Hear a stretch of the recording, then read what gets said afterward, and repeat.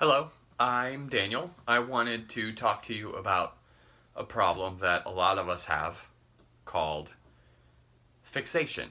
So that's what I'm going to talk about today is fixation. It's a problem that really all of us struggle with, and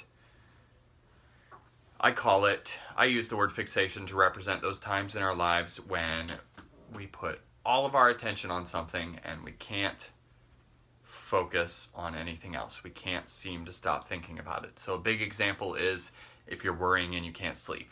If you're worrying about something and you can't sleep, that is fixating, right? That is thinking about how you can't sleep or thinking about whatever you're worrying about instead of doing what you want to do, which is sleeping. And a lot of times we fixate on something that we wish we could have right this moment.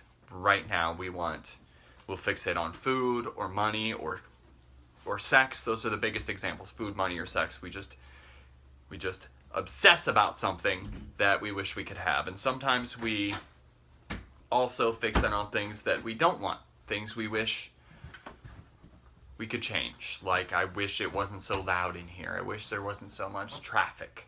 Those are big things that we wish we could change. And the issue is not that we wish things would change, right? It's okay to want to change things, to want to make things better, to want to improve things. That's all okay. The issue is when we can't stop thinking about how much we want to change things, when it takes us away from any sort of contentment we might have in our day. That is the problem with fixation. When it gets in the way of our lives and we just dwell on it and we just are just thinking about it. I remember a time last year when I picked up my daughter from school and she really wanted to go roller skating, and she said, "Can we go roller skating?" And I said, "No, not today." And then she was just mad. It just ruined her night. That happened last year.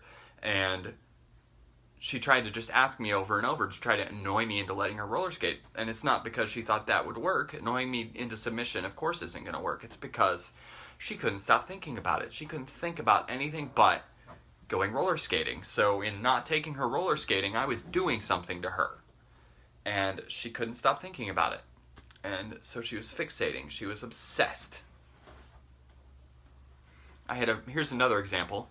I had a friend on Facebook who would post every day on Facebook complaining about how whiny people are these days.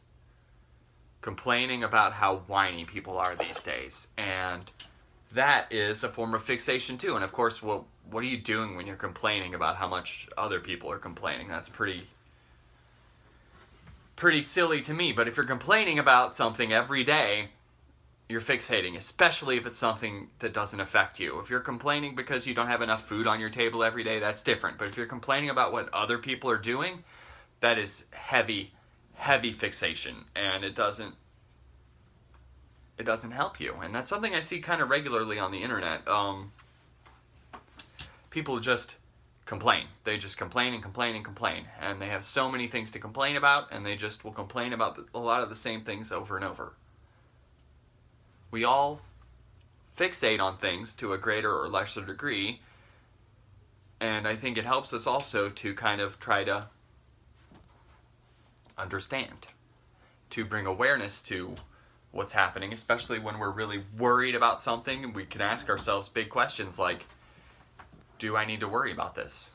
Is this a real problem? And we can also ask ourselves big questions like, am I fixating right now, or am I being reasonable? Because fixating doesn't really help. Obsessing about things we can't control, things we can't change, that doesn't help. So in that sense, it's really not a good reaction to whatever's happening. And if we can understand what's happening, then that helps us in itself.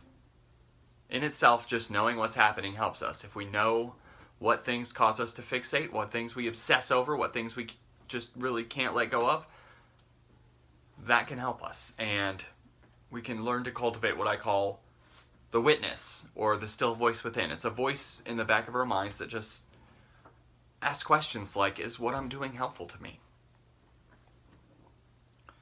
Is what I'm doing helpful to me? Am I fixating right now? And that is, if we can learn to cultivate that, that's really helpful. And like many of the things I talk about, this is something where meditation practice helps us because we learn how to be fully present. We learn how to ask ourselves questions before we take action instead of just reacting all the time. And being fully present and fully aware and knowing that I'm fixating helps me manage my fixation and helps me kind of get around problems that I might have.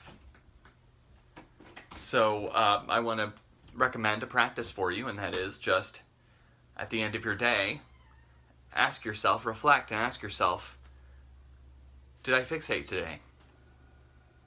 How have I fixated? What have I fixated on? And then do it again tomorrow. And we can really realize where our trouble spots are, because a lot of the time we don't know what areas we have trouble in, and it helps a lot to learn that. And in this way, we can train our minds to notice when we start to fixate, when we're starting to struggle, when we're starting to obsess about things that don't matter. And I hope that can help us. It's really the first step. Becoming aware is really the first step. That's all I've got for today. I hope this talk on fixation has been helpful. Thank you.